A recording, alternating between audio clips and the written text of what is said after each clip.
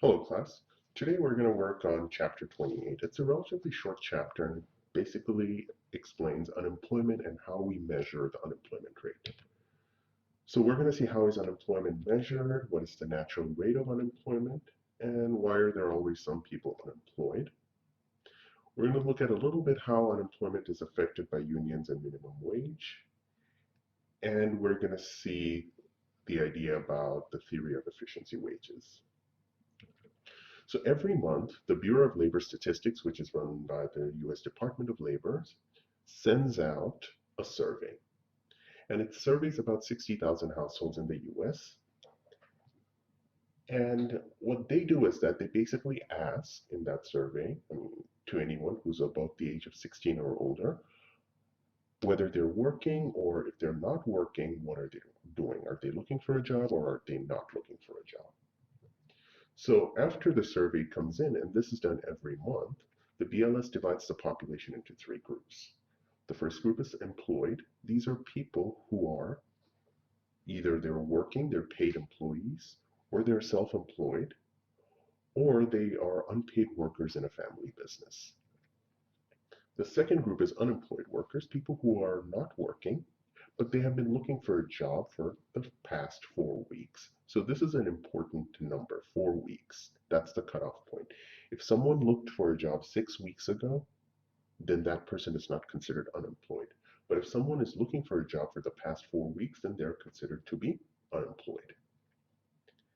And everyone else is considered, if you're not employed or not unemployed, then you're not in the labor force.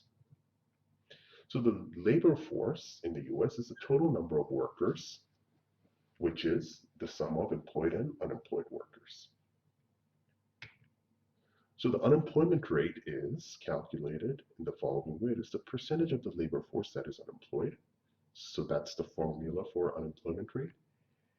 And the labor force participation rate is the percentage of adults that are in the labor force. So out of the total number of adults in the labor force, or a total number of adults in the US, how many are in the labor force? So let's look at an example. So let's say this is the information we have. The number of employed people in the US is 144.3 million. The number of unemployed is 11.3 million. And the rest of the people not in the labor force is 90.6 million. So not in the labor force, this includes people who are full-time students who are not working or who are above the age of 65 and they retired, stay-at-home moms, stay-at-home dads. All those people are not considered to be part of the labor force. So now, if we wanted to compute the labor force, unemployment rate, adult population, and labor force participation rate using this data, so the labor force is the total number of people employed plus total number of people unemployed, which is 155.6 million.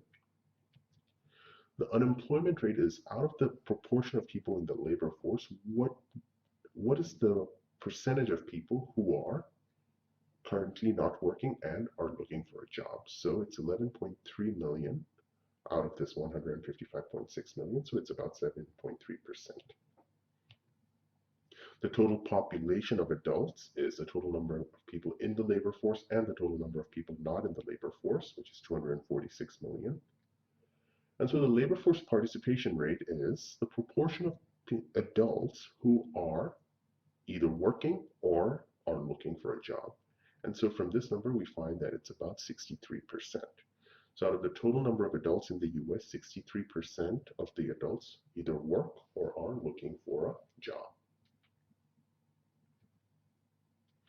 So if we look at the BLS, not only does look at total labor force statistics, they actually disaggregate it by different groups, by states, by cities, so you can have an understanding of what groups have different levels of unemployment rate or different levels of labor force participation. And these data reveal very different labor market experiences for different groups. So if we look at adults who are 20 years and older, if we look at a white male, the unemployment rate is 6.1%, labor force participation rate is 72%. Okay, let's say for an African American female, the unemployment rate is 10% and the labor force participation rate is 61%. If we look at teens, people between the ages of 16 and 19, the unemployment rate is much higher, and the labor force participation rate is also much lower because most teens in that age group are full-time students. If you look at people from other ethnic groups, Asians have an unemployment rate of 5.3%, whereas Hispanics have an unemployment rate of 9%. If we look at by education, we see people with less than high school degree have a high unemployment rate. People with a bachelor's degree or more have a very low unemployment rate. And if we look at labor force participation rate, of course, it increases as people have more degrees or have more education. This is how labor force participation rate has changed over time. For women, it has increased from 1960s till about 1995, and then it's kind of stabilized, and we have been seeing that it's falling over time. Same thing we see with males. Males have also, the labor force participation rate has been falling over time. So less people as a proportion are given, are actually working or are looking for a job. What does unemployment rate actually measure? I mean, it's not a perfect indicator of joblessness because it excludes discouraged workers. If a worker has been looking for a job for weeks and weeks and weeks and finally gave up, the unemployment rate does not measure those people because they are considered to be out of the labor force. It doesn't distinguish between full-time and part-time jobs. So it doesn't distinguish between the quality of jobs that people have. So you might have people who are working part-time because they can't get a full-time job because it's unavailable. Unemployment rate does not measure that. It just measures whether you're employed or unemployed. Sometimes people misreport their work status, but even after all those issues, the unemployment rate is still a very important barometer to measure the labor market. It becomes a very important issue during elections. If unemployment rate is very high, then politicians make it a big issue that, look, this is not how the economy should not be run. What's the duration? Most unemployment spells are short. Typically, 1/3 of the people are unemployed for under 5 weeks, 2/3 are unemployed for under 14 weeks. So if 100 people lose their job today, 33 of them will get a job within 5 weeks, and about 67 of them will get a job within 14 weeks, which is about 3.5 months. About 20 of them will be unemployed for over 6 months. Yet most observed unemployment is long run. This is the group of people who have very little turnover. So these are the people whom we see as unemployed for most periods of time. And so identifying who is long-term unemployed and why they are long-term unemployed can help policymakers design policies that can help those people who are unemployed for long periods of time. Now, there is always some unemployment because and the reason is because of what we call frictional unemployment, and we're going to see that. The natural rate of unemployment is basically the rate at which the economy performs the best. So even if the economy is growing at tremendous speed, the economy is wealthy, there is still some degree of unemployment, and that's called the natural rate of unemployment. Cyclical unemployment is any deviation from the natural rate of unemployment. And this is associated with business cycles, and we will try to cover a little bit in chapters 30. If not, then you can learn it if you want to take more econ courses. So if we look at this is how the kind of US unemployment rate looks like over time. There are periods when it was very high. That's the natural rate. So basically, let's say in 1980, let's look at a pointer. The natural unemployment rate is supposed to be around 7%, so the economy would have been great, performing very strong if the natural rate of unemployment has been around 7%. But the observed unemployment was around 10.5 or 11%. So this deviation, this is known as cyclical unemployment. So any deviation from the natural rate is called cyclical unemployment. Now, why do we see that the economy is still has some unemployment even when there is like if the economy is doing really well. And the reason is because of what we call frictional unemployment. This happens when workers spend time searching for the job that best suits their skills and taste. So, for example, let's say you're a senior in college right now, and then you want to graduate and in May, but you're not taking any jobs. You applied to a lot of jobs, you got an offer, but it's not the one that you want. So you're waiting and you want to wait and see if you get the job that you really want.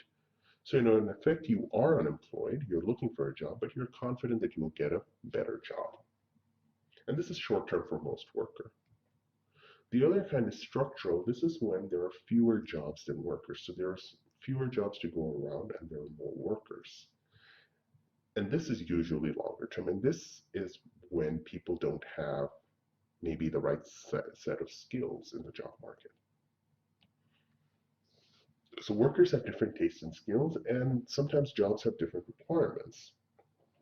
And so job search is a way of matching workers with appropriate jobs.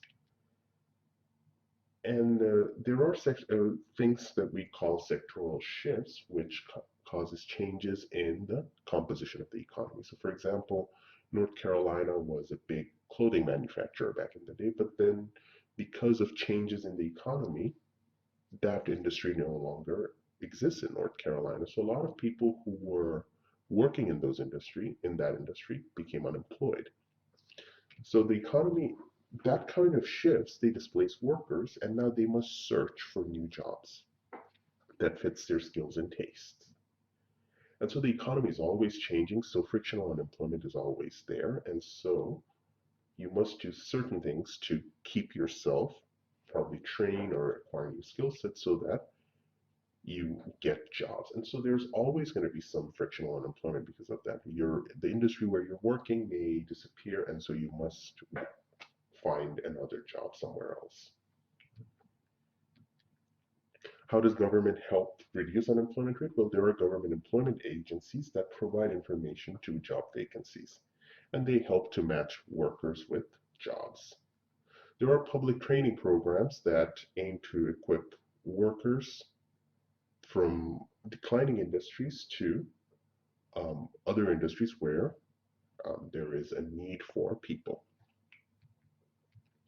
And there's unemployment insurance, which is a program that provides some money. If someone loses their jobs, then unemployment insurance provides some income to workers when they become unemployed for a specific number of time, usually around 26 weeks.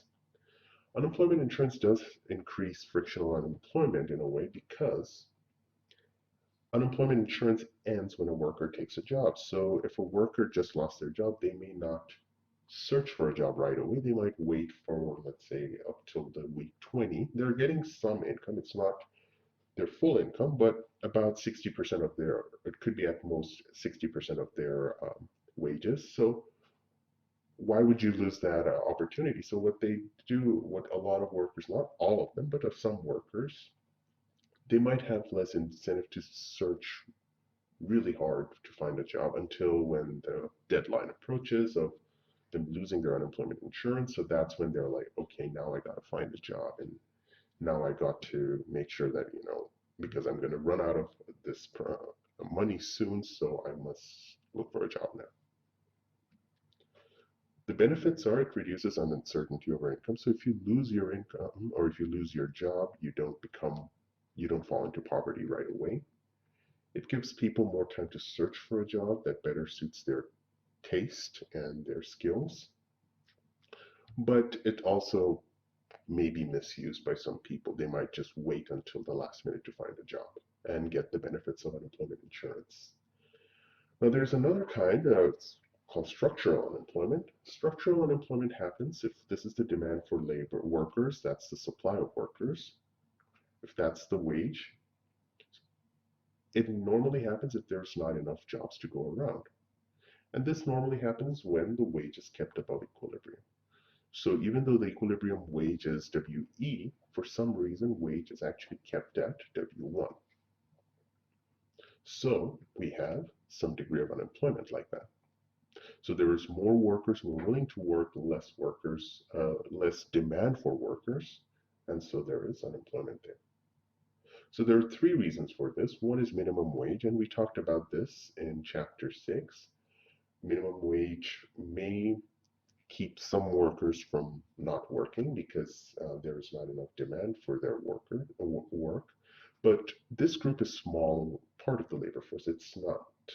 It's yes, it is important to the people who work at minimum wage, but as part of the whole labor force, the proportion of people who work at minimum wage is relatively small, so it can't explain most unemployment.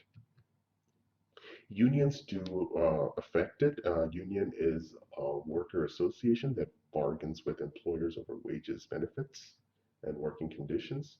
So unions also exert market power and negotiate wages on behalf of workers.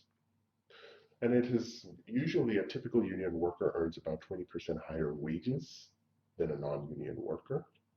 So because of bargaining, because unions bring workers together and they work together. If one worker goes up to the firm and says, I want more wages, then the firm might say, no, I can't pay you more. If you don't like it, you can leave.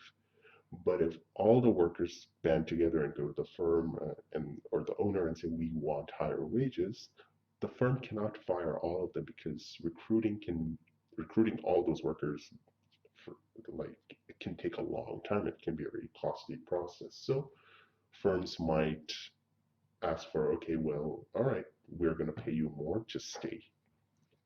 So it can raise wages of union workers, and that can have an effect on non-union worker in finding unemployment. Because even if I want to work in that industry, if it's unionized, then I can't because I, I'm not, because the demand for my work is less, or there is no demand for my work. The third is efficiency wages, which is basically firms pay higher wages to workers to boost their productivity. There are different versions why, this happens. Why would a firm actually want to pay more? Well, the reason is one is worker health. If you're paid more, you tend to eat better quality food, so your health gets better.